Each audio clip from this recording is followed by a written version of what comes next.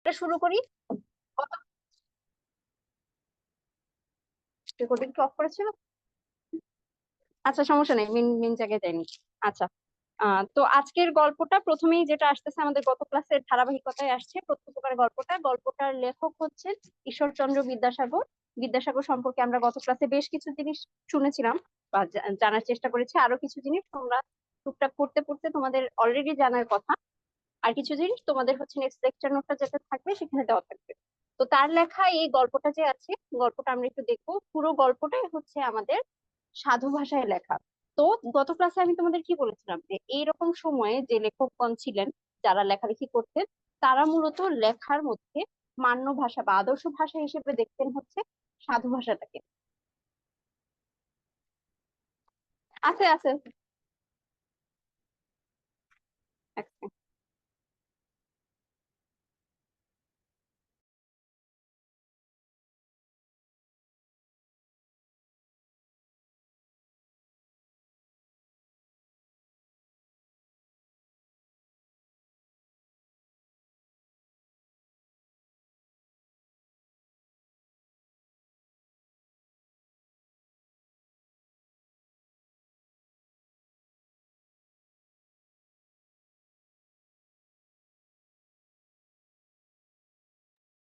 আচ্ছা, হয়েছে হয়েছে। তো যেটা বলছিলাম যে ঈশ্বরচন্দ্র বিদ্যাসাগর ওই সময় যখন ওই সময়ের যে লেখকগণ ছিলেন, তারা যে লেখালেখি গুলো করতেন, তোমরা ওই টাইমে যদি কোনো এরকম প্রবন্ধ বা গদ্যগুলো পড়ো, তোমরা দেখবা যে বেশিরভাগ লেখার মধ্যে কিন্তু তারা হচ্ছে পুরোপুরি একদম শুদ্ধ সাধু ভাষার যে একদম শুদ্ধ বিশুদ্ধ রূপটা, সেই রূপটা কিন্তু তারা ব্যবহার করতো। কারণটা হচ্ছে তারা ওই সময়টাতে হচ্ছে এই সাধু ভাষাটাকে লেখালেখির ক্ষেত্রে একদম মান্য বিশুদ্ধ একটা ভাষা হিসেবে তারা গণ্য করতো, যে একদম ধরাছোঁয়ার বাইরে, এটা একদম বিশুদ্ধ একটা ভাষা। এর জন্য লেখালেখির মধ্যে তারা যেটা করতো যে অবশ্যই সবসময় সাধু ভাষাটা বেশি ব্যবহার করতো। তো আস্তে আস্তে এই ভাষাটা যখন মানুষের কাছে একটু জনপ্রিয়তাটা কমতে থাকে, আস্তে আস্তে কি হয় যে বাংলায় তোমার হচ্ছে আহ প্রমিত ভাষা আমরা যেটা এখন বলি বা চলিত ভাষা, এই ভাষার প্রচলনটা আস্তে আস্তে বাড়তে থাকে। তো আস্তে আস্তে লেখালেখির মধ্যেও যখন এই ভাষাটা চলে আসে, প্রমিত ভাষাটা, তখন দেখা যায় যে এই লেখালেখির মধ্যে সাধু ভাষার প্রচলনটা জনপ্রিয়তাটা কিছুটা হারাতে থাকে। তো এখন দেখা যাবে যে মোটামুটি এখনকার যে লেখাগুলো, যারা বর্তমান লেখকগণ আছে, তারা কিন্তু বলা যায় যে সাধু ভাষা ব্যবহার করেন না বললেই চলে। হুম। এখন কিন্তু তোমরা লেখালেখির মধ্যে সাধু ভাষা খুব একটা ব্যবহার দেখবা না, খুব কমই দেখবা। খুব কম বলতে একদমই দেখা যায় না। বলেছিলাম গত ক্লাসে আমি যে কিছু কিছু পত্রিকার হয়তো সম্পাদকীয় পাতাতে দেখতে পারো, অথবা কিছু প্রবন্ধতে হয়তো কোনো লেখক যদি ব্যবহার করে থাকেন, জাস্ট রেয়ার কেস যেটাকে বলে আর কি। আচ্ছা, তো আজকের আমরা এই গল্পটা তারপরেও আমরা করবো যে যে সাধু ভাষা সম্পর্কে আমাদের জ্ঞানটা যেন ক্লিয়ার থাকে, সেজন্য আমাদের আসলে এই জিনিসগুলো পড়া। আচ্ছা, সাউন্ড আশা করি সমস্যা হচ্ছে না। আমি আগাই একটু। আচ্ছা, কেউ একটু কিছু বললে আমাকে একটু ইশারা দিও, ঠিক আছে? আচ্ছা, গল্পটা আবার শুরু থেকে একটু শুরু করি। গল্পের নাম হচ্ছে প্রত্যুপকার। পুরো গল্পটা সাধু ভাষায় রচিত। সাধু থেকে আমরা এই গল্পটাকে আজকে একদম শর্টে খুব ফাস্ট চলিততে পরিণত করব। আচ্ছা, আলী ইবনে আব্বাস নামে এক ব্যক্তি মামুন নামক খলিফার প্রিয় পাত্র ছিলেন।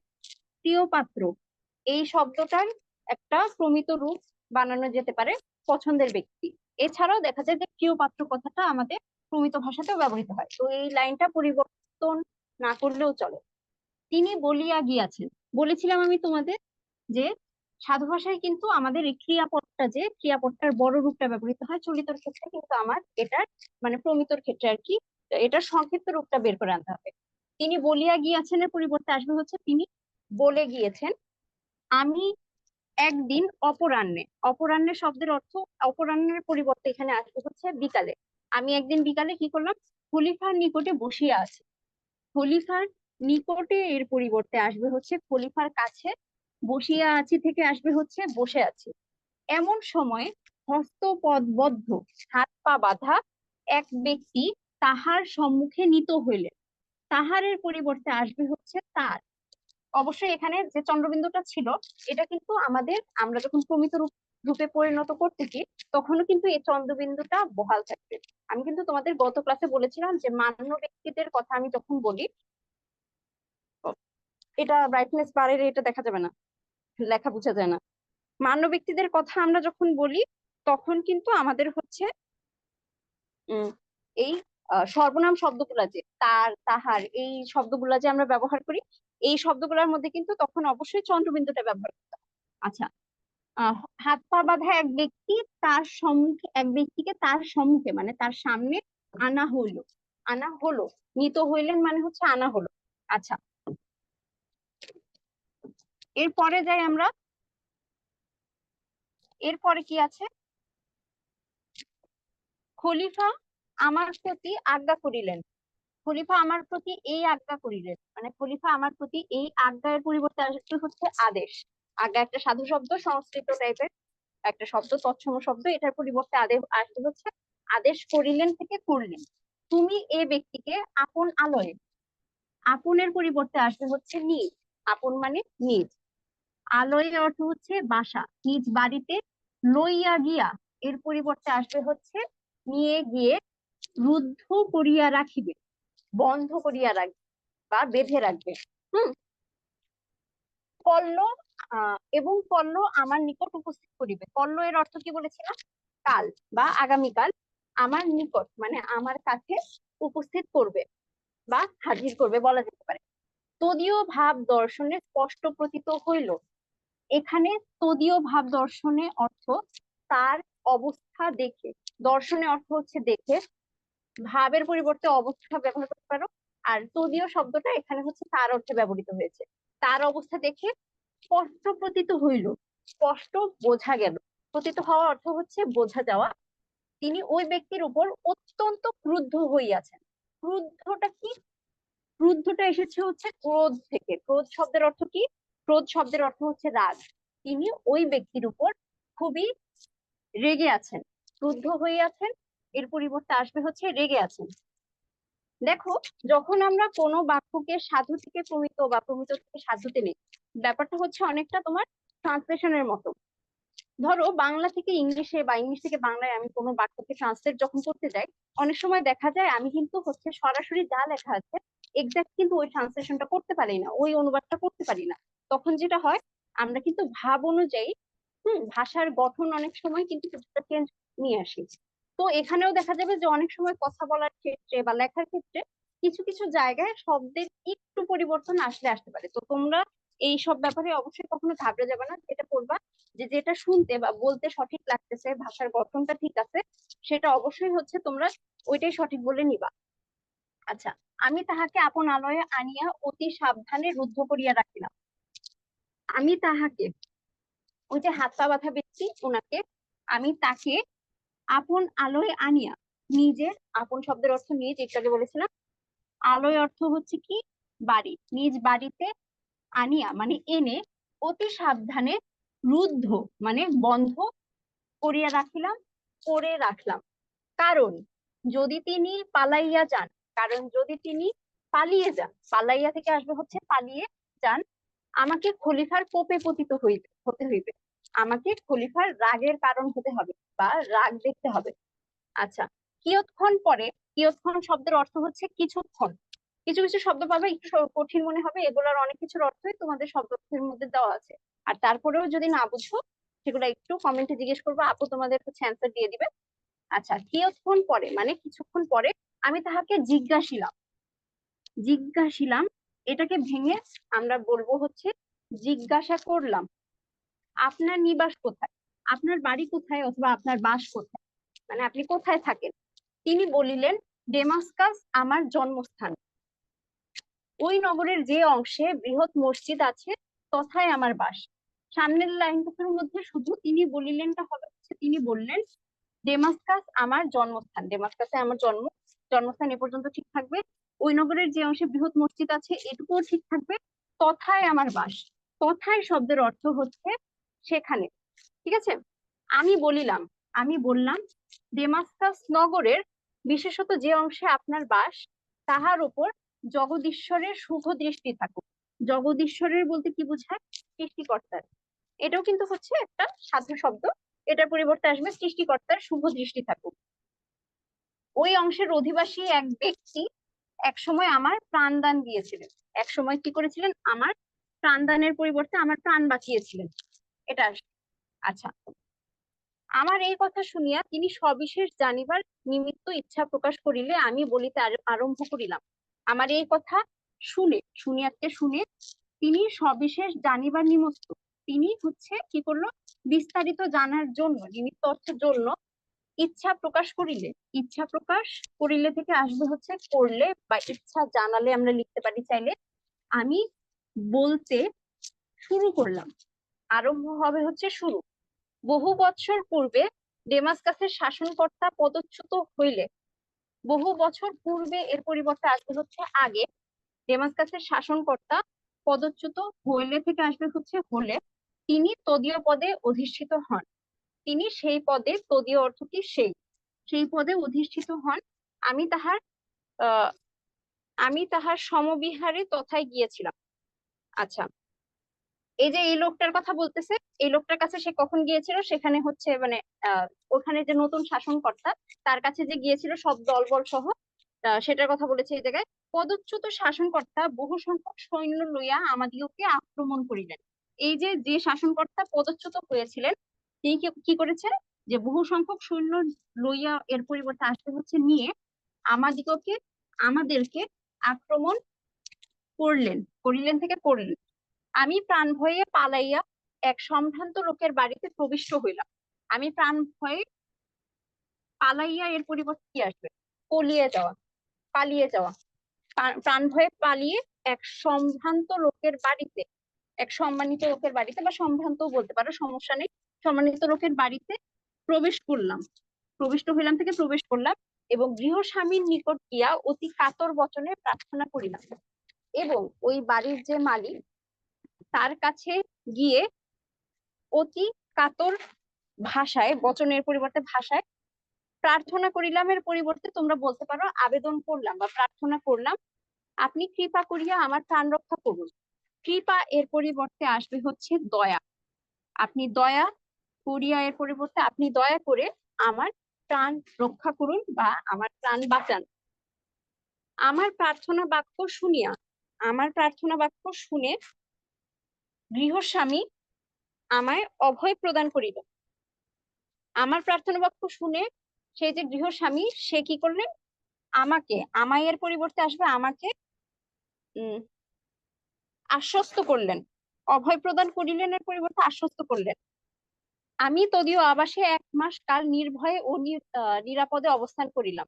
আমি তার বাসায় বা তার বাড়িতে 1 মাস সময়, 1 মাস কালের পরিবর্তে আসবে হচ্ছে 1 মাস সময়, নির্ভয়ে ও নিরাপদে অবস্থান করিলামের পরিবর্তে করলাম। আচ্ছা, এরপর কি আসে? একদিন আশ্রয়দাতা আমাকে বলিলেনের পরিবর্তে আসবে হচ্ছে বললেন। এ সময় অনেক লোক বাগদাদ যাইতেছেনের পরিবর্তে যাচ্ছেন। স্বদেশে প্রতিগমনের পক্ষে আপনি ইহা অপেক্ষা অধিক সুবিধার সময় পাইবেন না।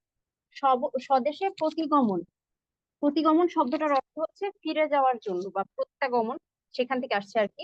স্বদেশে বা নিজের দেশে ফিরে যাওয়ার জন্য আপনি ইহা অপেক্ষা, এর অর্থটা হচ্ছে এর চেয়ে, অপেক্ষা অর্থ কি? চেয়ে, বলেছিলাম কিন্তু এর আগে।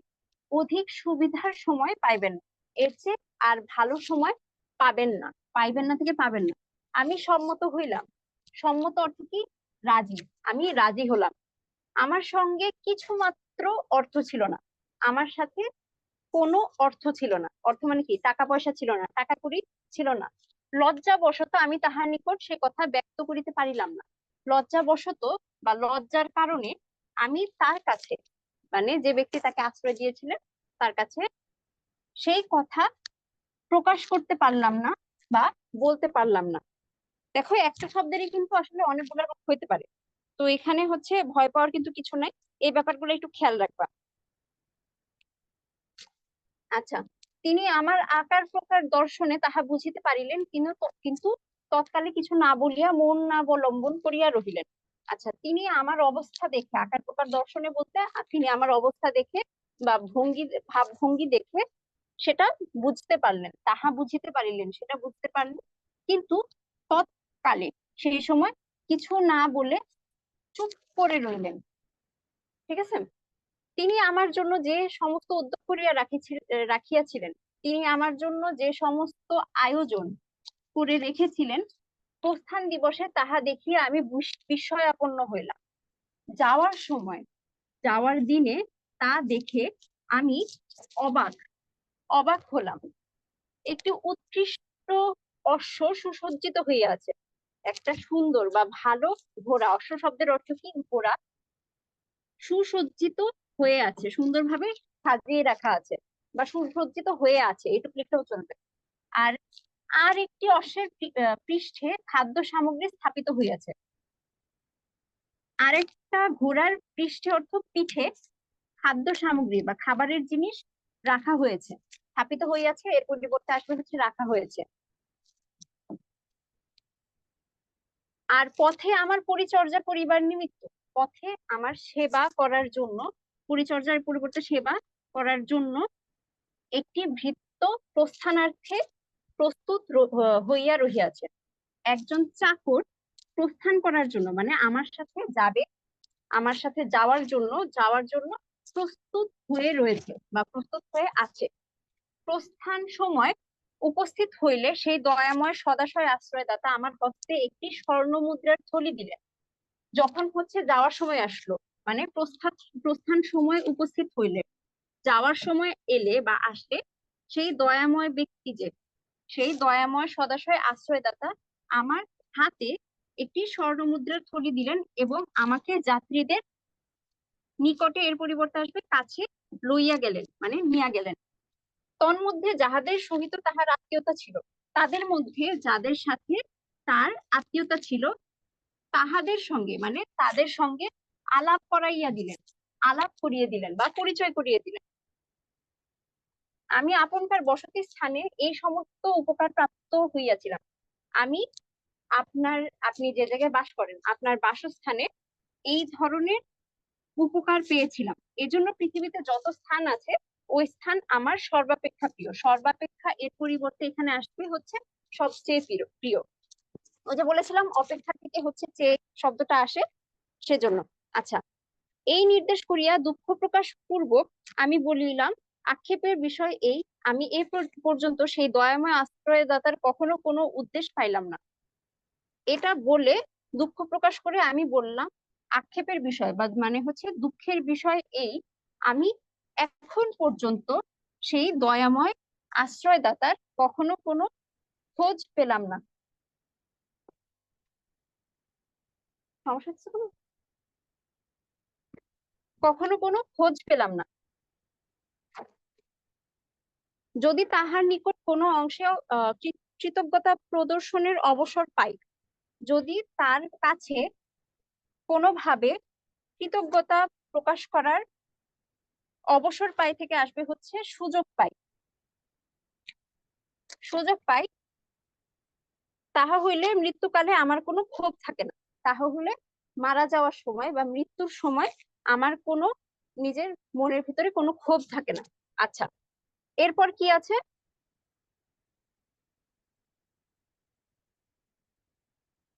হুম, এই কথা শুনিবা মাত্র, এই কথা শোনা মাত্র তিনি অতিশয় আহ্লাদিত হইয়া বলিলেন, তিনি খুবই খুশি হয়ে, অতিশয় থেকে আসবে হচ্ছে খুবই, খুশি হয়ে বললেন, বলিলেন থেকে বললেন, আপনার মনস্কাম পূর্ণ হইয়াছে। আপনার মনস্কাম, এটা আসছে হচ্ছে মনের আশা বা মনের কামনা। মনের কামনা, সেটা থেকে আসছে হচ্ছে মনস্কাম পূর্ণ হইয়াছে, মানে হচ্ছে পূর্ণ হয়েছে। আপনি যে ব্যক্তির উল্লেখ করিলেন, মানে আপনি যে ব্যক্তির কথা বললেন বা যে ব্যক্তির কথা বলছেন, সে এই, সে ইনি বা এই, এটাই থাকবে। এই হতভাগ্যই আপনাকে 1 মাস কাল আপন আলয়ে রাখিয়াছিল। এই হতভাগ্যই আপনাকে এ পর্যন্ত ঠিক থাকবে 1 মাস সময় নিজের বাড়িতে রেখেছিল। আচ্ছা, এরপরে কি? তাহার এই কথা শুনিয়া আমি চমকে উঠিলাম। তার এই কথা শুনে আমি চমকে উঠলাম। সবিশেষ অভিনিবেশ সহকারে কিয়ৎক্ষণ নিরীক্ষণ করিয়া তাহাকে চিনিতে পারিলাম। কিছুক্ষণ তাকে হচ্ছে কি করলাম, পরীক্ষা করিয়া, নিরীক্ষণ মানে পরীক্ষা করে তাকে চিনিতে পারলাম থেকে আসবে হচ্ছে চিনতে পারলাম। আহ্লাদে পুলকিত হইয়া অশ্রুপূর্ণ নয়নে আলিঙ্গন করিলাম। খুশিতে খুশিতে আনন্দিত হয়ে অশ্রুপূর্ণ নয়নে মানে চোখের জলে ভেসে গেছে এমন একটা অবস্থা, তাকে কি করলাম, আলিঙ্গন করলাম, মানে তার সাথে কোলাকুলি করলাম এমন আর কি। তাহার হস্ত ও পদ হইতে, তার হাত এবং পা থেকে লৌহ শৃঙ্খল খুলিয়া দিলাম। লৌহ শৃঙ্খল অর্থ কি? লৌহ শৃঙ্খল শব্দটার অর্থ আসবে হচ্ছে লোহার শিকল। লোহার শিকল খুলে দিলাম এবং কি দুর্ঘটনার ক্রমে তিনি খলিফার কোপে পতিত হইয়াছেন তাহা জানিবার নিমিত্তে নিতান্ত ব্যগ্র হইলাম। এবং ঠিক কি জন্য, কোন দুর্ঘটনায় তিনি হচ্ছে খলিফার রাগের কারণ হয়েছেন সেটা জানার জন্য অত্যন্ত আকুল হলাম।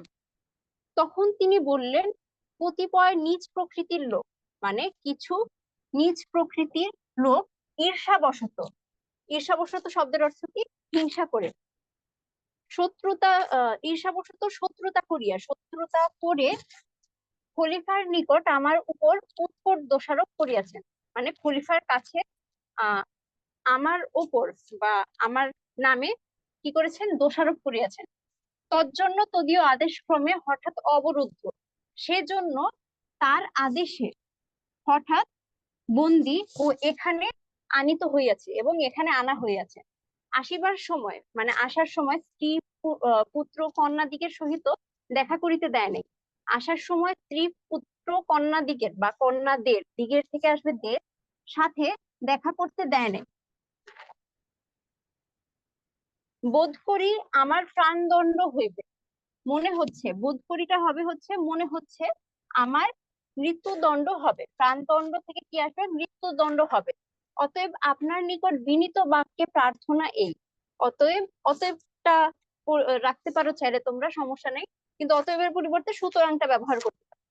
সুতরাং আপনার কাছে বিনীত প্রার্থনা এই, আপনি অনুগ্রহ করিয়া মানে দয়া করে আমার পরিবার বর্গের নিকট, মানে আমার পরিবারের নিকট বা পরিবারের সদস্যদের কাছে এই সংবাদ পাঠাইয়া দিবেন, এই সংবাদ পাঠিয়ে দিবেন। তাহা হইলে আমি যথেষ্ট উপকৃত হইব। তাহা হইলে থেকে আসবে হচ্ছে তাহলে আমি আহ অনেক উপকৃত হব। তার এই প্রার্থনা শুনিয়া আমি বলিলাম, না না, আপনি এক মুহূর্তের জন্য প্রাণ নাশের আশঙ্কা করিবেন না। তার প্রার্থনা শুনে আমি বললাম, আপনি এক মুহূর্তের জন্য প্রাণ নাশের বা নিজের জীবন যাওয়ার ভয় করবেন না, আশঙ্কা থেকে ভয় করবেন না। আপনি এই মুহূর্ত হইতে স্বাধীন, আপনি এই মুহূর্ত থেকে বা এই মুহূর্ত হতে স্বাধীন। এই বলিয়া পাথেয় স্বরূপ সহস্র স্বর্ণমুদ্রার একটি থলি তাহার হস্তে দিয়া বলিলাম, আপনি অবিলম্বে প্রস্থান করুন।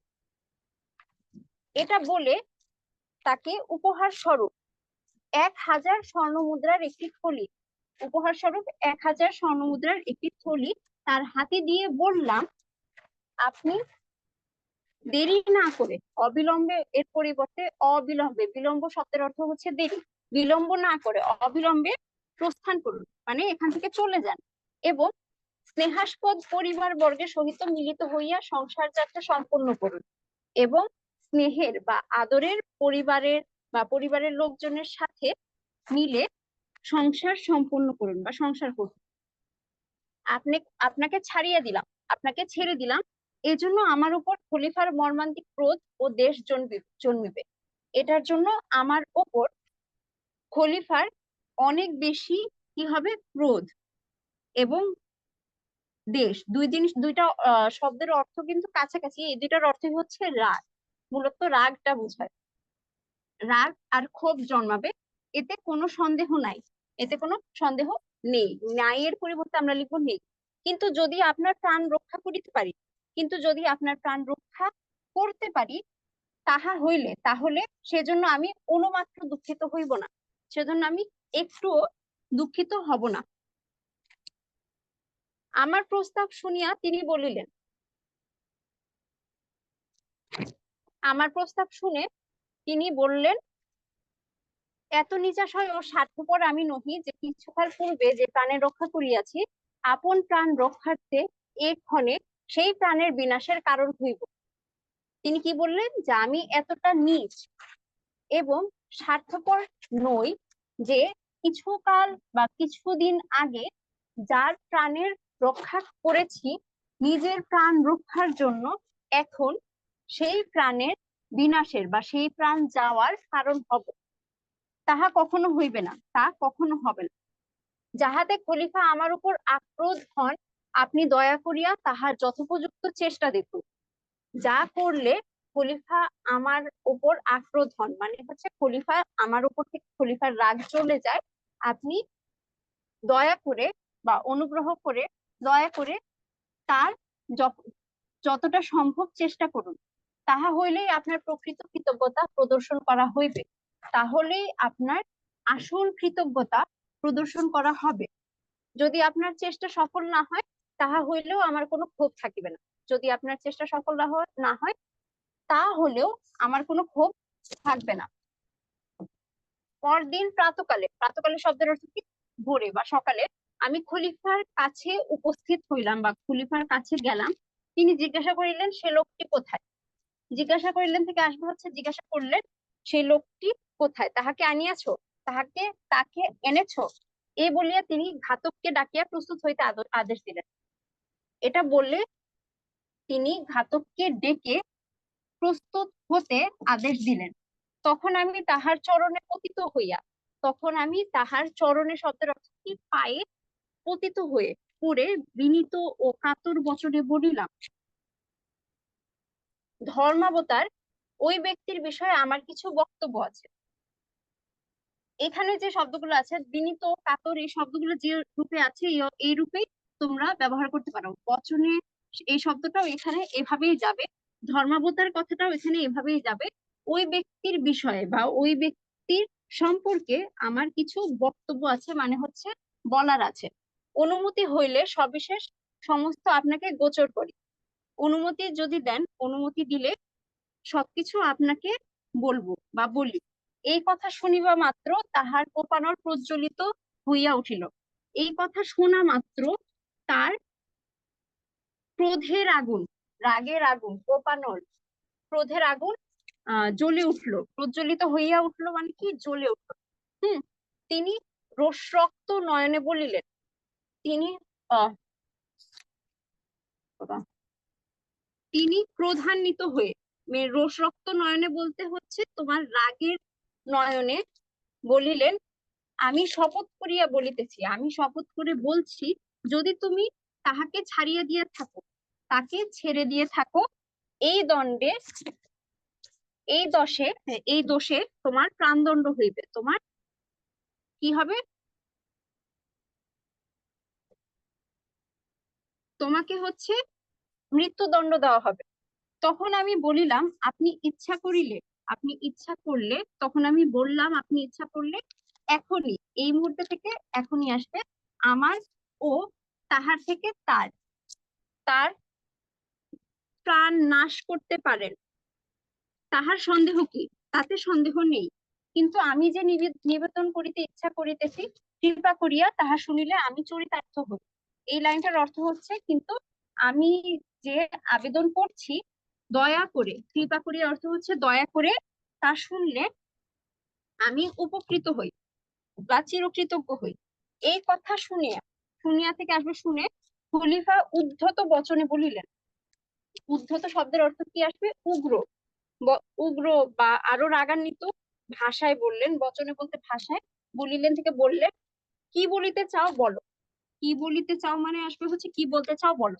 তখন সে ব্যক্তি ডেমাস্কাস নগরে কি রূপে, তখন সে ব্যক্তি ডেমাস্কাস নগরে কিভাবে আশ্রয়দান ও প্রাণ রক্ষা করিয়াছিলেন থেকে করেছিলেন, এবং এখন তাকে ছেড়ে দিতে চাইলে আমি অবধারিত বিপদে পড়িব, আমি বিপদে পড়ব, এজন্য সেটাতে কোনোভাবেই সম্মত হইলেন না। সম্মত মানে হচ্ছে রাজি হলেন না।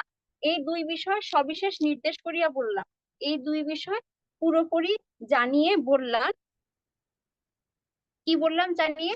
যে ধর্মাবতার যে ব্যক্তির এরূপ প্রকৃতি ও এরূপ মতি, যে ব্যক্তির বৈশিষ্ট্য এমন, অর্থাৎ যে ব্যক্তি এমন দয়াশীল ও পরোপকারী, ন্যায়পরায়ণ ও সৎ বিবেচক, তিনি কখনোই দুরাচার নহে, তিনি কখনোই দোষী না বা এত খারাপ কাজ করতে পারে না, এটা এখানে বোঝানো হয়েছে। নিজ প্রকৃতি পর হিংসুক দুরাত্মারা ঈর্ষাবশত অমূলক দোষারোপ করিয়া তাহার সর্বনাশ করিতে উদ্যত হইয়াছে। কিছু নিজ প্রকৃতি হিংসুক দুরাত্মা, এগুলা যা আছে এটা সেভাবে রাখতে পারো। ঈর্ষাবশত বলতে বোঝাবে এখানে হচ্ছে ঈর্ষা করে বা হচ্ছে হিংসা করে, অমূলক অযৌক্তিক দোষারোপ দোষারোপ করে তার সর্বনাশ করার জন্য উদ্যত হয়েছে। নয়তো যাহাতে প্রাণদণ্ড হইতে পারে, যাতে প্রাণদণ্ড হতে পারে, তিনি তিনি এরূপ কোন দোষে দূষিত হইতে পারেন, আমার এরূপ বোধ ও বিশ্বাস হয় না। মানে হচ্ছে প্রাণ নাশ হইতে পারে বা মৃত্যুদণ্ড হতে পারে এমন কোন দোষে এই ব্যক্তি করতে পারেন, এমন কোন দোষ করতে পারেন, সেটা হচ্ছে কি আমার বোধ হয় না, আমি বুঝি না, বা আর হচ্ছে আমার বিশ্বাসও হয় না। এক্ষেত্রে আপনার যেরূপ অভিরুচি হয় করুন। এখন আপনার যেটি সঠিক মনে হয় সেটি করুন। খলিফা মহামতি ও অতি উন্নত চিত্ত পুরুষ ছিলেন। এখানেও তার হচ্ছে যে প্রশংসা করা হয়েছে, এই ব্যাপারগুলো যা আছে সেটা রাখতে পারো। তিনি এই সকল কথা কর্ণগোচর করিয়া, কর্ণগোচর অর্থ হচ্ছে শুনে, কর্ণ অর্থ কি? কর্ণ অর্থ কিন্তু কান, কর্ণে ঢুকায়, এটার অর্থ হচ্ছে শোনা। শুনে কিয়ৎক্ষণ মানে কিছুক্ষণ মৌনাবলম্বন করিয়া রহিলেন। মৌনাবলম্বন করিয়া রহিলেন মানে হচ্ছে চুপ করে রইলেন। অনন্তর প্রসন্ন বদনে বলিলেন।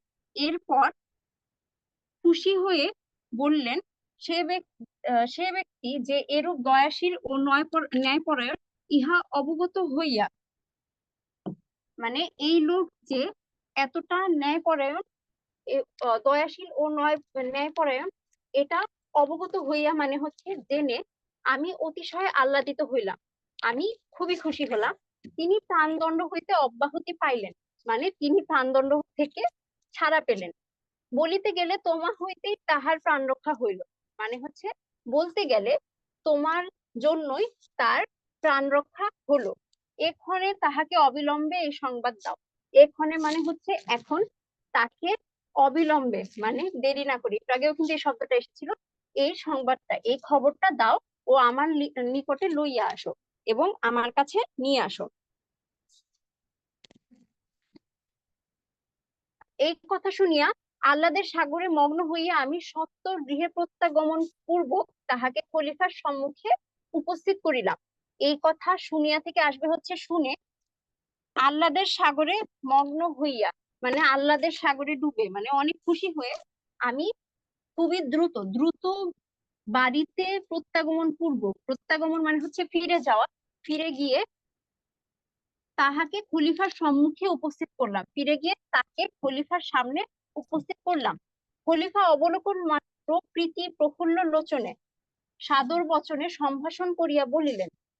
খলিফা দেখা মাত্র খুশি হয়ে সাদর বচনে ডেকে বললেন, তুমি যে এরূপ প্রকৃতির লোক তাহা আমি পূর্বে অবগত ছিলাম না।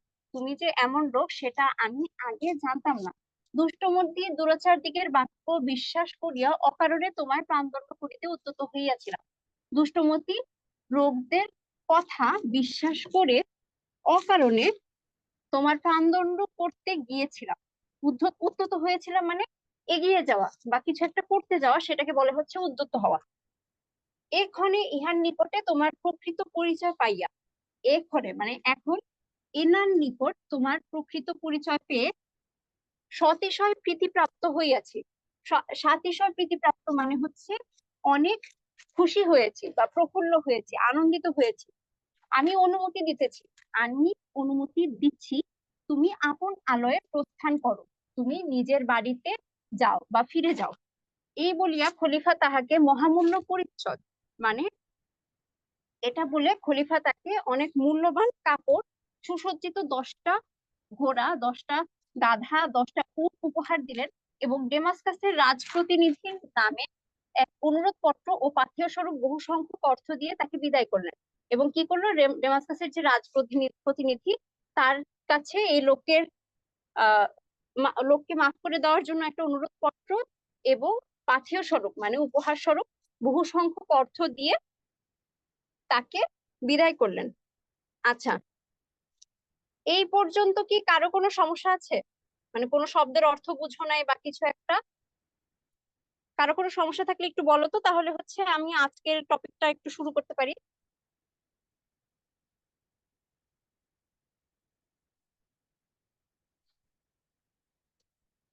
তাই না, এটা তো আমারও সমস্যা, কি একটা অবস্থা।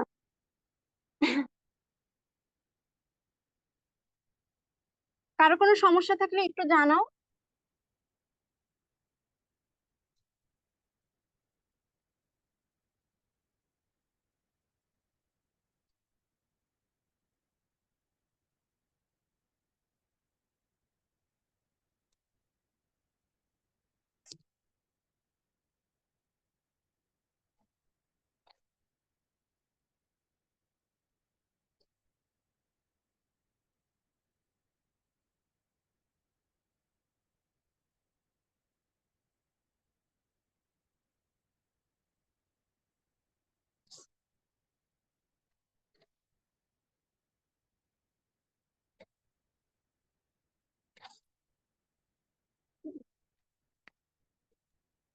হুম।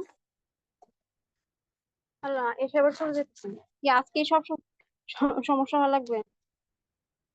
কি কি? হুম।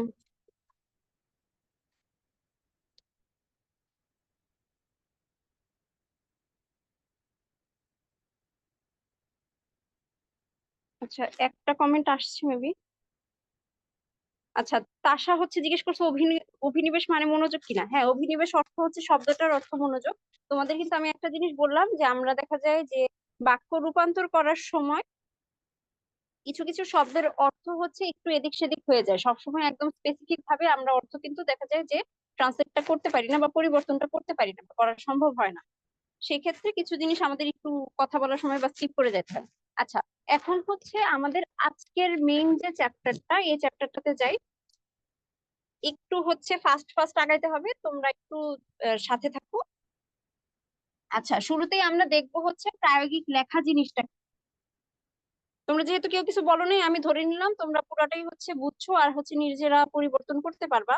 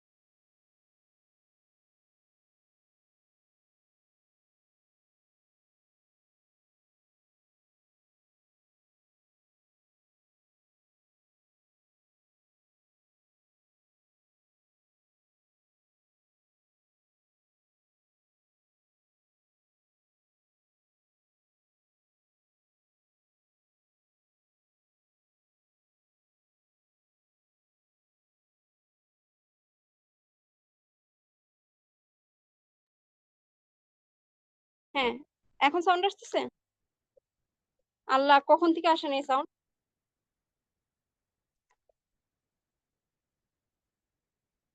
আচ্ছা, প্রায়োগিক লেখা কি সেটা কি আসছে সাউন্ডটা, একটু বলো তো। আজকে এতগুলো সমস্যা হওয়া লাগতেছে, আজকেই তো টাইম হাতে নেই। আচ্ছা, তার মানে শুরু থেকে বলতে হবে, বুঝতে পারছি। আচ্ছা, প্রায়োগিক লেখা জিনিসটা কি, আমরা একটা সংজ্ঞা এখানে রাখছি যে যে ধরনের লেখায় আমাদের দৈনন্দিন জীবনের অভিজ্ঞতা ও বাস্তব জীবনের প্রতিফলন ঘটে তাদেরকে প্রায়োগিক লেখা বলে। মেইনলি হচ্ছে আমরা দৈনন্দিন জীবনে মানে নিজেদের দৈনিক জীবনে যে লেখাগুলো ব্যবহার করি সেগুলাই হচ্ছে প্রায়োগিক লেখা। ব্যবহার করি বলতে কি ধরনের ব্যবহার বোঝায়? ধরো এই যে আমরা বিভিন্ন আবেদনপত্র লিখি, প্রতিবেদন লিখি, তারপরে হচ্ছে বিভিন্ন পোস্টার, প্ল্যাকার্ড, দেয়ালিকা, এই সব জিনিসগুলো যে লিখি, এই সব লেখাগুলাই কিন্তু হচ্ছে প্রায়োগিক লেখা। মানে যে লেখাগুলো আমাদের মোটামুটি দৈনিক জীবনে লাগে, দৈনিক জীবনের বিভিন্ন কাজের জন্য আমাদের লিখতে হয়, সে লেখা সবই কিন্তু হচ্ছে প্রায়োগিক লেখা, বা কাইন্ড অফ বলতে পারো প্র্যাকটিক্যাল লাইফে যে জিনিসগুলো আমাদের প্রয়োজন। আচ্ছা, প্রায়োগিক লেখার মধ্যে কিছু ব্যাপার অবশ্যই থাকতে হবে। আমি একটু ফাস্ট ফাস্ট আগায় যাই, আশা করি তোমাদের সমস্যা হবে না। সমস্যা হলে একটু কমেন্টে জানাবো। আচ্ছা, প্রায়োগিক লেখার মধ্যে কিছু ব্যাপার অবশ্যই অবশ্যই থাকতে হবে। একটা হচ্ছে, প্রায়োগিক লেখা জিনিসটাই হবে হচ্ছে বাস্তব জীবন সম্পর্কিত। বাস্তব জীবনের সাথে এই লেখাগুলার হচ্ছে সম্পর্ক থাকবে। যেমন হচ্ছে ধরো, আমি যখন কোন একটা আবেদনপত্র লিখতে যাচ্ছি, তখন কিন্তু আমার কোনো একটা সমস্যা, ধরো নিজের বাস্তবে কোনো একটা সমস্যা হচ্ছে, সেটার উপর ভিত্তি করেই কিন্তু আমি আবেদনপত্রটা লিখি। বা ধরো কোনো একটা প্রতিবেদন লিখতে গেলাম, সেক্ষেত্রেও কিন্তু সেম, বাস্তব জীবনটা সম্পর্কিত কোনো একটা জিনিস নিয়ে আমি হচ্ছে এই লেখাগুলা লিখবো। এরপর কি আসে? স্বতন্ত্র এবং সৃজনশীল। এই লেখাগুলা অন্য কোনো লেখার উপর কোনোভাবেই হচ্ছে নির্ভরশীল না। নিজের মতো করে, নিজের মতো এই একটা লেখা নিজের মতো হবে। ঠিক আছে? প্রত্যেকটা লেখাই হবে হচ্ছে সৃজনশীল। স্থান, কাল, পাত্র এখানে বিবেচনা করতে হবে, যে কোন স্থানে, কোন সময়ে, কার কাছে আমি কোন লেখাগুলো লিখতেছি, এই ব্যাপারগুলো অবশ্যই বিবেচনায় রাখতে হবে। তথ্য উপাত্ত থাকতে পারে অনেক সময় কিছু প্রায়োগিক লেখার মধ্যে, যেমন প্রতিবেদন লেখার সময় আমরা কিন্তু অনেক সময় বিভিন্ন তথ্য আমাদের দেওয়া লাগতে পারে। এই ব্যাপারটা হচ্ছে একদম লাস্টে যখন তোমাদের এই প্রতিবেদনটা কিভাবে লিখতে হয় সেটা বলবো, সেখানে অনেক কিছু আসবে কথা। আচ্ছা, এরপর আসে হচ্ছে কাঠামোবদ্ধ উপস্থাপন। প্রায়োগিক লেখাগুলো আমরা যখন লিখবো, তখন হচ্ছে এই লেখাগুলার একটা নির্দিষ্ট ফরম্যাট থাকবে, যে ফরম্যাটটা মেনটেন করে এই লেখাগুলা হচ্ছে তোমার লেখা হবে, তাই না? যেমন হচ্ছে যখন আমি কোনো একটা প্রতিবেদন লিখতে যাব, প্রত্যেকটা প্রতিবেদন লেখার একটা ফরম্যাট আছে, একটা গঠন মেনটেন করে আমার ওই প্রতিবেদনটা লিখতে হয়। বা আবেদনপত্র লেখার কথা বলো, বা হচ্ছে কোন একটা ইমেল লেখার কথা বলো, সব ক্ষেত্রেই কিন্তু আমার একটা গঠন মেনটেন করতে হয়, গঠন মেনে ওই লেখাটা লিখতে হয়। এটাকেই বলেছি হচ্ছে আমি কাঠামোগত উপস্থাপন। আর হচ্ছে লাস্টে যেটা আসে, লিখন দক্ষতা। প্রায়োগিক লেখাগুলো যে আছে, এই লেখাগুলো আমি কিন্তু কোনো জায়গা থেকে মুখস্থ করে এসে লিখতে পারবো না।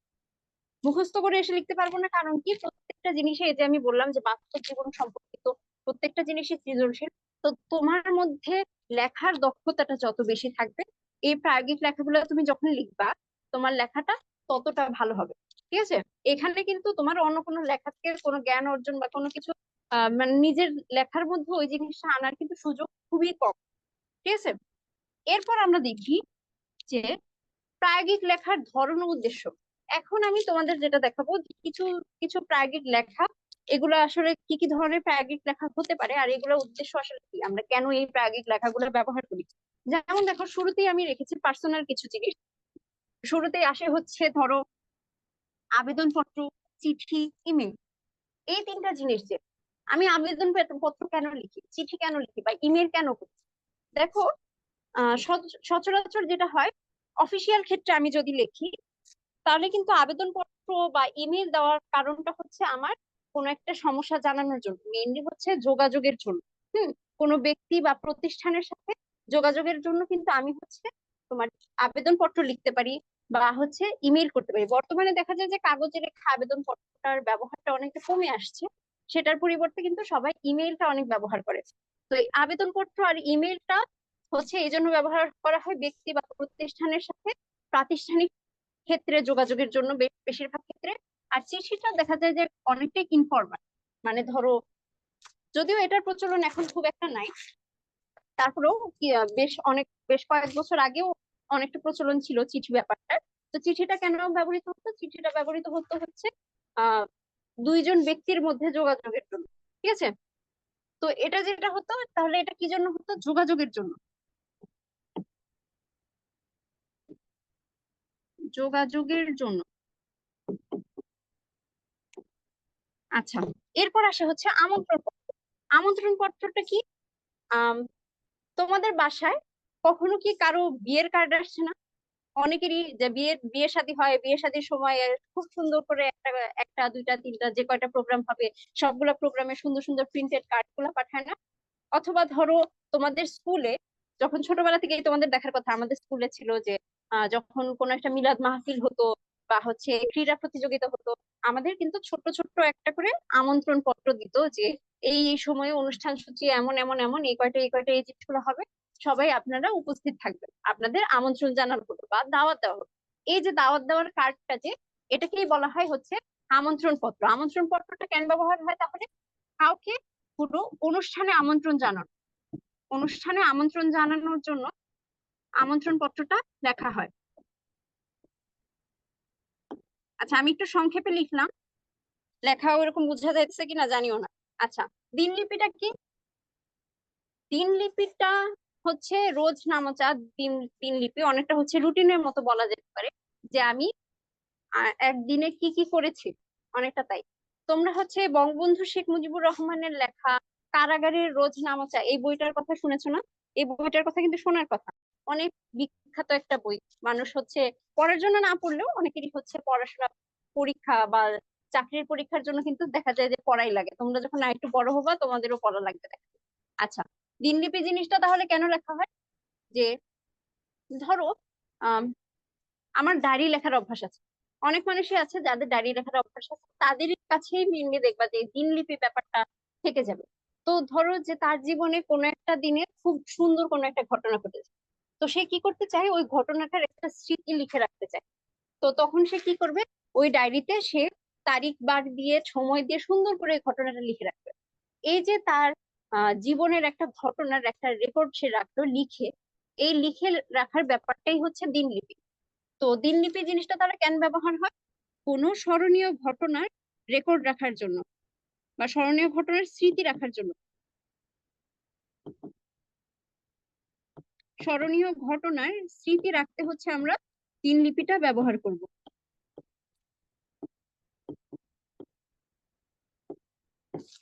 আচ্ছা, এরপর আসে হচ্ছে প্রতিবেদন। সংবাদ প্রতিবেদন বলতে এখানে আহ সংবাদ প্রতিবেদন ছাড়াও নর্মাল যে প্রতিবেদন সেটাও আসবে। সংবাদ প্রতিবেদন ব্যাপারটা কি? ধরো কোনো একটা ঘটনা, সেই ঘটনার প্রেক্ষিতে আমি হচ্ছে কোনো একটা রিপোর্ট তৈরি করব। প্রতিবেদন ব্যাপারটাই হচ্ছে রিপোর্ট। তুমি যেটা করবা যে তুমি ওই ঘটনাটা পর্যবেক্ষণ করেছো, সেটার প্রেক্ষিতে কি কি করা যেত বা কি কি করা হয়েছে বা কি হয়েছে, কি জন্য কি হয়েছে, এই ব্যাপারগুলো মিলায়ে আমি যখন একটা রিপোর্ট লিখবো, সেটা যদি হচ্ছে আমি সংবাদপত্রে প্রকাশের জন্য পাঠাই বা সংবাদপত্রে প্রকাশিত হয়, সেটাকে বলা হবে হচ্ছে সংবাদ প্রতিবেদন। তো সংবাদ প্রতিবেদনটা কেন লেখা হয়? এটা হচ্ছে যে সর্বসাধারণের কাছে, মানে সাধারণ জনগণের কাছে কোনো খবর পৌঁছানো,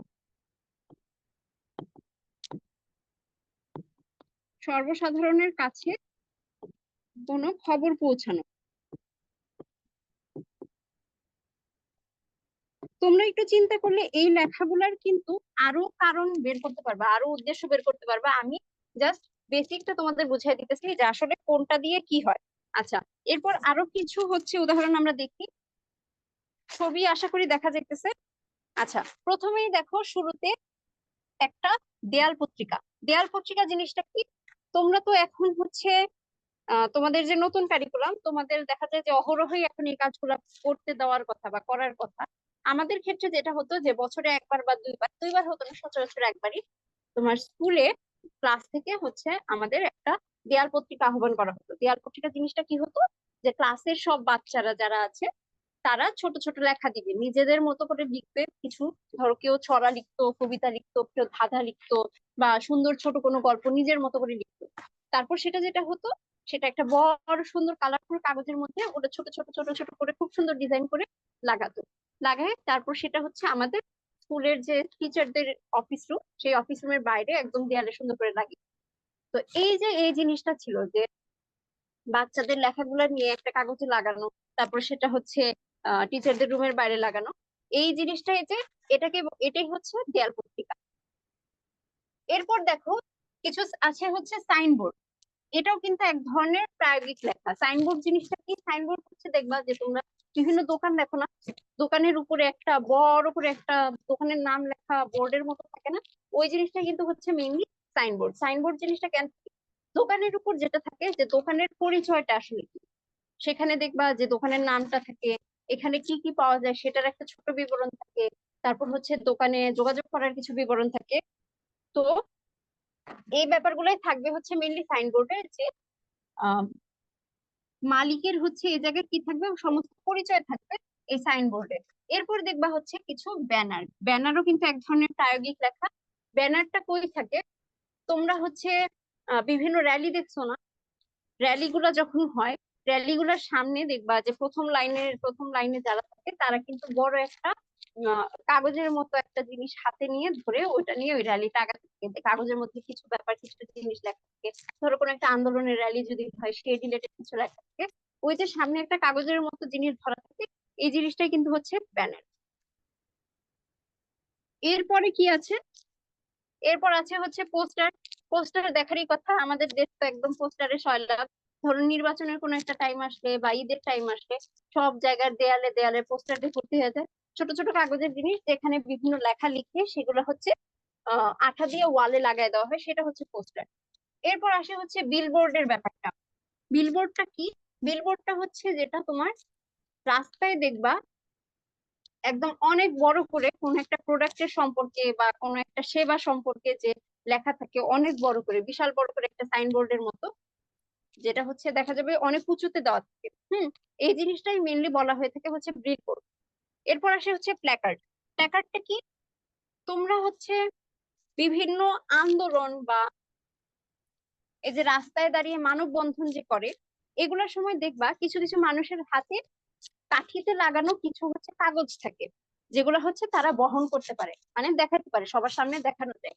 এই যে বহন করার মতো কিছু কাগজ যে থাকে বা কার্ডের মতো জিনিসগুলো থাকে, সেগুলোর নামই কিন্তু হচ্ছে প্ল্যাকার্ড। প্ল্যাকার্ড জিনিসটা কেন ব্যবহার হয়, নিজেদের দাবি দেওয়া বা কোনো একটা লেখা সবার সামনে উপস্থাপন করার জন্য কিন্তু প্ল্যাকার্ড জিনিসটা ব্যবহার হইতে পারে। ফেস্টুন কি, ফেস্টুনটা হচ্ছে এখানে ছবি দেখে ওইভাবে বোঝার কথা না। ফেস্টুন হচ্ছে অনেকটা তোমার ওই পোস্টারের মতোই, কিন্তু এটা যেটা করা হয় এটা হচ্ছে ওইভাবে আঠা দিয়ে তোমার দেয়ালে লাগানো হয় না, এটা হচ্ছে মেইনলি একটু মোটা কাগজের মতো থাকে, সেটাকে আমরা হচ্ছে ওয়ালে ঝুলিয়ে দেয় আর কি সরাসরি। এরপর আর দুইটা জিনিস আছে, একটা হচ্ছে, আচ্ছা এটা পোস্টার হবে না, এটা হবে হচ্ছে লিফলেট। লিফলেট লিফলেট জিনিসটা কি, তোমরা হচ্ছে ধরো স্কুলে যখন ছুটি হয়, স্কুল থেকে বের হওয়ার সময় দেখবা যে অনেক ভাইয়া আপুরা দেখা যায় যে স্কুলের দুই সাইডে দাঁড়ায় থাকেন, বা তোমাদের স্পেশালি যখন পরীক্ষা টরীক্ষা শেষ হয় এমন সময় দেখবা যে অনেকেই হচ্ছে স্কুলের গেটের আশেপাশে দাঁড়ায় থাকে, তারা হচ্ছে যখনই কেউ যায় তার হাতে একটা করে কাগজ ধরায় দেন। হুম এই যে একটা কাগজ ধরায় দেন, এই কাগজটার নাম হচ্ছে লিফলেট। এই কাগজটা কি জন্য ব্যবহার করা হয়, তো তিনি হচ্ছে মানে যে ব্যক্তি তোমাকে ধরায় দিচ্ছে, সে যে প্রতিষ্ঠান থেকে এসেছেন ওই প্রতিষ্ঠানের কিছু তথ্য তোমার কাছে জানানোর জন্য, বা ওই প্রতিষ্ঠানটা কি করে এই ব্যাপারগুলো জানানোর জন্য কিন্তু হচ্ছে মেইনলি লিফলেটটা ব্যবহৃত হয়। এরপর আসে হচ্ছে নোটিশের ব্যাপারটা। নোটিশটা কি, ধরো তোমাদের স্কুলে তোমাদের স্কুলে তোমরা ক্লাস করতেছো, হুট করে কোনো কারণে তোমাদের স্কুলে একটা ছুটি হবে, মানে ছুটি দিবে, ধরো গ্রীষ্মকালীন ছুটি বা ঈদের ছুটি। তো তখন এমন হয় না যে স্কুলে হেড হেড স্যার বা হেড ম্যাম যিনি থাকেন, তিনি হচ্ছে ক্লাসে ক্লাসে একটা কাগজ পাঠান না, যেটা হচ্ছে তোমাদের ক্লাসের টিচাররা জোরে পড়ে শোনান যে তোমাদের এত তারিখ থেকে এত তারিখ পর্যন্ত একটা ছুটির ঘোষণা আসছে। এই যে ঘোষণা আসার একটা কাগজ যে আসে, আমাদের ঊর্ধ্বতন কর্মকর্তা বা ঊর্ধ্বতন পদে যারা আছে তারা যে ঘোষণার যে কাগজটা পাঠান, এই কাগজটাই কিন্তু হচ্ছে বিজ্ঞপ্তি বা নোটিশ। নোটিশটা কেন দেওয়া হয়, নোটিশটা এই যে কারণটা বললাম, যে কোনো একটা খবর বা কোনো একটা বিজ্ঞপ্তি জানানোর জন্য হচ্ছে এই কাগজটা বা এই পত্রটা পাঠানো। আচ্ছা, এরপর তোমাদের বইয়ে মেইনলি আমাদের যে প্রায়োগিক লেখাটার হচ্ছে আলোচনা আসছে, সেটা আসছে হচ্ছে সংবাদ প্রতিবেদন।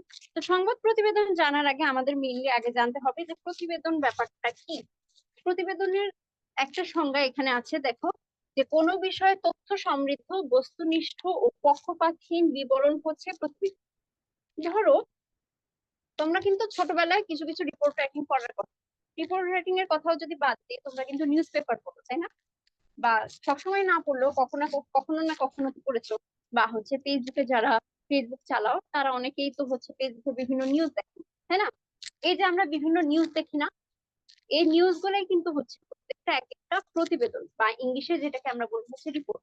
রিপোর্ট ব্যাপারটা কি, রিপোর্ট ব্যাপারটা হচ্ছে কোন একটা বিষয়ে তথ্য সমৃদ্ধ ও বস্তুনিষ্ঠ। ওই বিষয়ে যত তথ্য আছে সব আমি কালেক্ট করে একসাথে নিব, সব আমি জোগাড় করে একসাথে নিব, এবং সবগুলো তথ্য ওই বিষয়টা সম্পর্কেই হবে। আর পক্ষপাতহীন বিবরণ, পক্ষপাতহীন মানে কি, ওইখানে আমি কোনো বাছ বিচার করব না যে কে ছোট কে বড়, আমার কি হচ্ছে এখানে মন্তব্য, এই ব্যাপারগুলো থাকবে না, আমার কি মনে হয় এসব থাকবে না। আমার কাছে এক এক সময় এক এক ব্যক্তিকে এক এক রকম মনে হতেই পারে, আমি একটা ভিন্ন ধর্মাবলম্বী মানুষ হতেই পারি, কিন্তু তার জন্য আমি কোনো একটা রিপোর্ট লিখতে কখনো সেটা নিয়ে হচ্ছে পক্ষপাত করব না। ঠিক আছে, এই মিলায় আমি যে হচ্ছে লেখাটা লিখবো সেই লেখাটাই হচ্ছে আমাদের প্রতিবেদন। তো প্রতিবেদন জিনিসটা কি, এখানে দেখো আরেকটা কথা আমি লিখেছি যে কোনো বিশেষ ঘটনা বা নির্দিষ্ট বিষয় সম্পর্কে প্রয়োজনীয় তথ্য অনুসন্ধানের পর, শুরুতে আমি কি করব, অনুসন্ধান করব, তারপর সংশ্লিষ্ট কর্তৃপক্ষের কাছে বিশেষ পদ্ধতিতে বিবরণী পেশ করার নামই হচ্ছে প্রতিবেদন। প্রতিবেদনটা কিন্তু সংবাদপত্র প্রকাশের জন্য হতে পারে, অথবা আহ কোনো একটা প্রাতিষ্ঠানিক কাজের জন্য হতে পারে। তোমাদের বইয়ে সম্ভবত দুই ধরনেরই প্রতিবেদনের ইয়া দেওয়া আছে, উদাহরণ দেওয়া আছে। তো আমরা মেইনলি আবার পরে হচ্ছে তোমাদের যখন বর্ণনাটা দিয়েছে তখন কিন্তু সে জায়গায় শুধু আবার সংবাদপত্রের বর্ণনাটাই দিয়েছে। তো প্রাতিষ্ঠানিক প্রতিবেদন যেটা, সেটা যেটা হয় যে ধরো তোমাদের স্কুলে কোনো একটা অনুষ্ঠান হয়েছে, ধরো বিজয় দিবসের একটা অনুষ্ঠান, তো অথবা হচ্ছে তোমাদের ক্রীড়া দিবসের, বা তোমাদের যেটাকে কি বলে বার্ষিক ক্রীড়া যেটা, সেই সেই অনুষ্ঠানটা হয়েছে। তো তোমাদের যে হেড স্যার আছেন বা হেড ম্যাম আছেন, উনি যেটা করলেন, উনি তোমাদের টিচারদের মধ্যে কাউকে একটা আদেশ দিলেন যে এই অনুষ্ঠানটা আসলে কেমন হয়েছে সে ব্যাপারে তুমি খোঁজ নিবা, সবার কাছ থেকে খোঁজ নিবা, এই অনুষ্ঠানটা তুমি পর্যবেক্ষণ করবা পুরোপুরি, তারপর সেই ব্যাপারে একটা রিপোর্ট লিখে আমাকে দিবে। এটা কিন্তু স্টুডেন্টদের লিখতে দেয় না, এটা দেখা যায় যে টিচারদের লিখতে দেয়। তো এই যে একজন প্রতিষ্ঠানের ঊর্ধ্বতন কর্মকর্তার আদেশের অনুযায়ী উনি একটা প্রতিবেদন লিখতে গেলেন, এই প্রতিবেদনটার নাম হচ্ছে প্রাতিষ্ঠানিক বা প্রশাসনিক প্রতিবেদন। আর সংবাদ প্রতিবেদনটা কি, এটা হচ্ছে মেইনলি সংবাদ পত্রে প্রকাশের জন্য যে প্রতিবেদনটা লেখা হয়। সাধারণত ধরো সাধারণ মানুষের বিভিন্ন সমস্যাগুলো যে প্রতিবেদনের মাধ্যমে ফুটে ওঠে, তোমার প্রাতিষ্ঠানিক প্রতিবেদনের মধ্যে কিন্তু সাধারণ মানুষের সমস্যাগুলো আসবে না। এটাই আসবে যে প্রতিষ্ঠানের মধ্যে কি হচ্ছে, বা প্রতিষ্ঠানে কোনো সমস্যা থাকলে, ধরো হচ্ছে কোনো কোনো একটা স্কুলের লাইব্রেরির অবস্থা অনেক খারাপ, লাইব্রেরির ফ্যাসিলিটিস খুব খারাপ, তো এই ব্যাপারটা নিয়ে যে প্রতিবেদনটা লেখা হবে সেটা হচ্ছে প্রাতিষ্ঠানিক। কিন্তু যখন হচ্ছে তোমার ধরো কোনো একটা এলাকার রাস্তার অবস্থা খারাপ, সেটা নিয়ে যদি কোনো একটা প্রতিবেদন লেখা হয় যেটা সংবাদপত্রে প্রকাশ করা হবে, সেটা কিন্তু আবার হচ্ছে সংবাদ প্রতিবেদন। আচ্ছা, এরপর দেখি সংবাদ প্রতিবেদনের মধ্যে আবার ভাগ আছে। সংবাদ প্রতিবেদনের মধ্যে দেখবা কিছু আছে হচ্ছে সাধারণ, আবার কিছু আছে হচ্ছে অনুসন্ধানী। সাধারণ প্রতিবেদন কি, যেটা দেখা যায় যে কোনো একটা বিষয়ে জাস্ট নর্মালি আমি একটা জিনিস জানি, ওটার একটা বিবরণ আমি লিখেছি, ওটাই হচ্ছে সাধারণ প্রতিবেদন। আর অনুসন্ধানী প্রতিবেদন যেটা, সেটা হয় কি, যে কোনো একটা ব্যাপার আমি খুঁজে বের করতেছি। সাধারণ প্রতিবেদনের একটা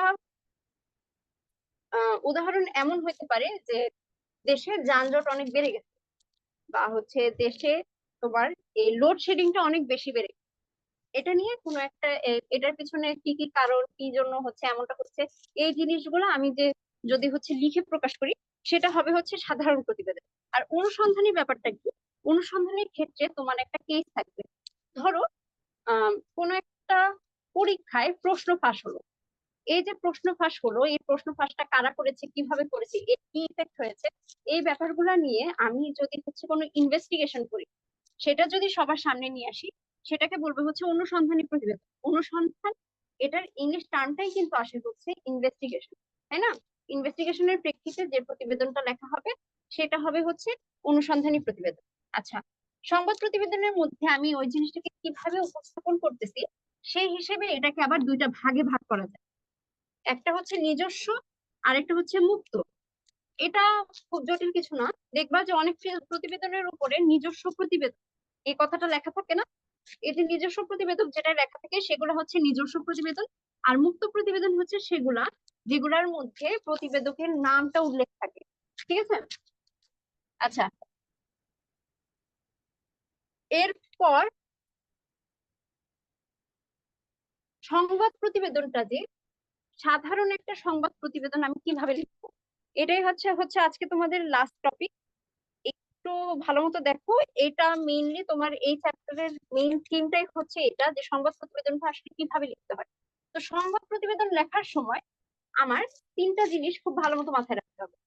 প্রথম জিনিসটা কি, এই যে শিরোনাম কথাটা এত সুন্দর করে লেখা, এটা ধরো তোমার হচ্ছে পরীক্ষায় বা কোনো কারণে তোমাকে যদি কখনো কোনো প্রতিবেদন লিখতে দেওয়া হয়, তোমাকে যেটা করবে যে একটা সমস্যার কথা বলে দিবে, যে মনে করো তোমার এলাকায় অনেক উম দ্রব্যমূল্য অনেক বৃদ্ধি পেয়েছে। তো এই এই সমস্যাটার উপরে একটা প্রতিবেদন লিখো, পত্রিকায় প্রকাশের উপযোগী একটা প্রতিবেদন লিখো, এভাবে কোনো একটা প্রশ্ন যদি হয় কখনো। তো তখন তোমার যেটা করতে হবে, শুরুতেই তোমার একটা শিরোনাম লাগবে। শিরোনাম জিনিসটা কি, হেডলাইন। হেডলাইনটা কিভাবে লিখতে হয়, তোমার শুরুতে যেটা করতে হবে, তোমার শুরুতে এই সমস্যাটা সম্পর্কে কিছু ব্যাপার অনুসন্ধান করতে হবে। তুমি পুরো লেখাটা যে লিখবা, শিরোনামটা এমন হতে হবে যে ওই শিরোনামটা পড়ে বা ওই হেডলাইনটা পড়েই যেন তোমার ওই লেখাটার ভিতরে কি আছে সেটা পড়ার একটা ইচ্ছা মানুষের মধ্যে জাগে। মানে হচ্ছে আকর্ষণীয় কোনো একটা শিরোনাম দিতে হবে, ঠিক আছে? শিরোনাম দেওয়ার পরে বাম সাইডে, খাতার বাম সাইডে প্রতিবেদকের নাম, এই জায়গায় আমরা হচ্ছে নিজস্ব প্রতিবেদক দিয়ে চালাই দিতে পারি, সমস্যা নাই। কোন জায়গা থেকে তুমি প্রতিবেদনটা লিখেছো আর এটা লেখার তারিখটা, এই তিনটা জিনিস মাস্ট, এই তিনটা অবশ্যই থাকতে হবে। তো শিরোনামটা শুরুতে আমি আকর্ষণীয় করলাম।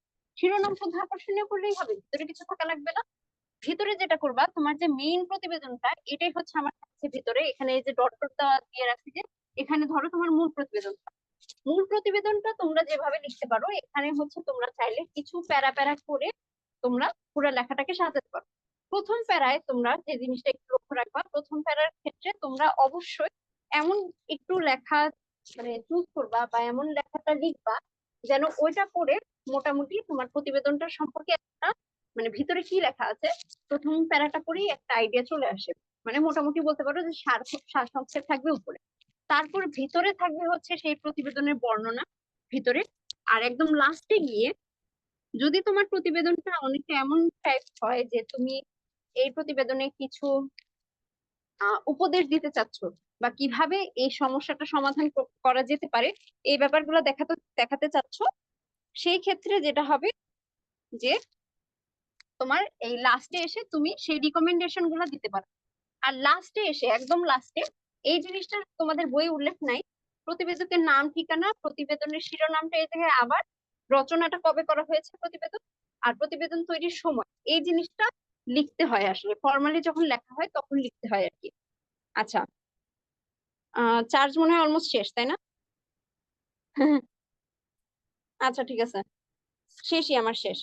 আচ্ছা, আশা করি তোমরা হচ্ছে বুঝতে পারছো, তোমাদের কোনো সমস্যা নাই, আমার ক্লাসটা ছেড়ে দিতে হবে। কারো কি কোনো সমস্যা আছে? কি দুইজন? আচ্ছা, দুইজন আছো সেটা বলতেছো? আচ্ছা, রাত তো আসলে অনেক হয়ে গেছে, আমারও হচ্ছে ক্লাসটা ছেড়ে দিতে হবে। তোমাদের যদি কোনো সমস্যা থাকে তোমরা চাইলে হচ্ছে আমাকে নেক্সট ক্লাসে বলতে পারো, বা আপনি থাকলে আপনিও জানাতে পারো পরবর্তীতে। তো আজকের মতো ক্লাসটা এখানেই শেষ করছি। আল্লাহ হাফেজ। কেটে দাও, কেটে দাও।